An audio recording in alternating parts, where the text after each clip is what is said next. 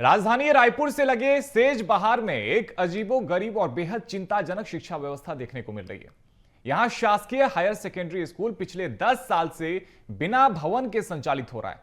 हालात ऐसे हैं कि हर 40 मिनट में शिक्षक को अगली कक्षा लेने के लिए 300 मीटर तक दूर जाना पड़ता है, और वह भी नेशनल हाईवे पार करके। इस दौरान बच्चे शिक्षक का इंतजार करते रहते हैं और हाईवे पर दुर्घटना का खतरा भी लगातार बना रहता है। इसी पर देखिए यह रिपोर्ट।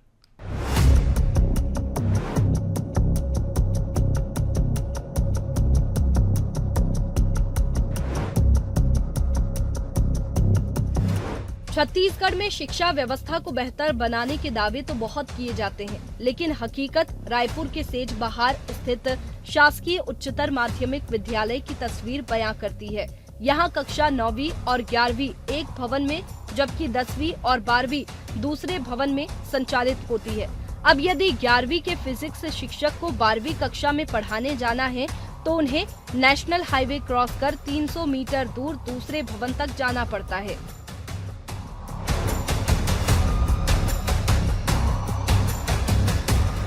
वहीं बीएसटीवी ने इस गंभीर समस्या पर स्कूल के प्रिंसिपल से बात करने की कोशिश की, लेकिन वे कैमरे पर कुछ भी कहने से बचते नजर आए। राजधानी रायपुर से लगे एक ऐसा स्कूल है जहां पर स्कूल भवन तो है, लेकिन उतनी व्यवस्थाएं नहीं है कि एक ही जगह पर कक्षाएं लगाई जा सके।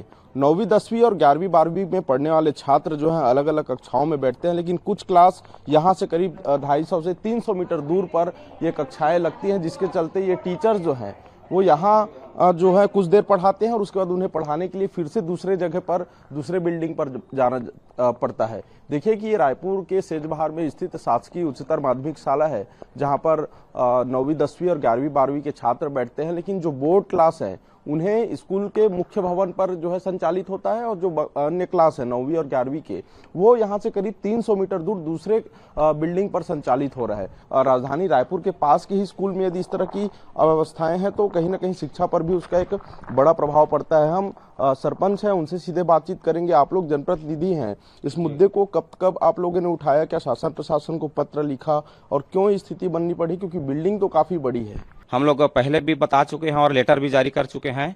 हाई स्कूल तक बस है, हायर सेकेंडरी का बिल्डिंग नहीं बना है। मात्र ना इसमें विधायक जी हो चाहे कोई भी हो, मात्र अतिरिक्त कमरा के लिए बस दे देते हैं, भवन के लिए नहीं देते, है ना। और जिससे बच्चे लोग को भी वहां तक जाना पड़ रहा है, क्योंकि मिडिल स्कूल में लग रहा है। 9th और 11th का क्लास जो है ना, तो उसमें आवागमन में भी देरी होती है और बच्चे जो है व्यवस्थित नहीं हो पाते, क्योंकि लगातार हाईवे रोड है। ये यहाँ से निकल के फिर उस कक्षा में जाते हैं क्या? जी, ये क्या है, 10वीं और 12वीं यहाँ लगता है सर, और जो मिडिल स्कूल है वहाँ पे तो उसमें 9वीं और 11वीं का लगता है। तो सर लोग भी यहाँ से उठ के जाते हैं वहाँ पढ़ाने के लिए, और बच्चे लोग भी वहीं रहते हैं। और देखिए कि ये स्कूल परिसर से बाहर निकलकर जो है मेन रोड, और मेन रोड से करीब 250 से 300 मीटर दूर जो है वो कक्षाएं हैं, जहां पर जो 9वीं और 11वीं के बच्चे बैठते हैं, और टीचर यहां से वापस जो है दूसरे भवन पर जाते हैं और वहां जाकर फिर वो कक्षाएं लेते हैं। इससे समय की भी बर्बादी होती है, और सबसे अहम बात यह है कि रायपुर जिले से लगे महज 5 से 7 किलोमीटर की दूरी पर यदि शिक्षा की ऐसी व्यवस्था है, यदि हायर सेकेंडरी स्कूल के भवन ना हो, तो कहीं ना कहीं इस पर एक बड़ा सवाल उठता है। इस पूरे मामले पर बीएसटीवी ने रायपुर जिला शिक्षा अधिकारी से भी बात की। जिला शिक्षा अधिकारी हिमांशु भारतीय ने स्वीकार किया कि ये समस्या उनके संज्ञान में है और स्वीकृति मिलते ही नए भवन का निर्माण कराया जाएगा। क्योंकि आप सब जानते हैं कि जब कोई नया भवन बनता है तो जमीन की उपलब्धता जो होती है वो ग्राम पंचायत के माध्यम से ही प्राप्त होती है। स्थानीय जमीन कहाँ पर शासकीय जमीन उपलब्ध है, ये स्थानीय है, तो उनके अनुसार ही भवन बनता है। और जब तक भवन नहीं बन जाता है तब तक ये दिक्कतें आती हैं। जैसा आपने बताया कि ये संज्ञान में मुझे है कि वहाँ पर ये प्रॉब्लम्स हैं। हमने जैसे ही भवन का उस पैसे की स्वीकृति मिलेगी, हम वो भवन निर्माण की कार्रवाई करेंगे, और भवन निर्माण होती ही समस्या दूर। ये अस्थायी समस्या है और ये एक स्वाभाविक है, जब कोई विस्थापन होता है या कमरों की कमी होती है तो ये स्थितियाँ आती हैं। सेज बहार के इस स्कूल में कक्षा 9वीं से 12वीं तक कुल 397 छात्र पढ़ते हैं।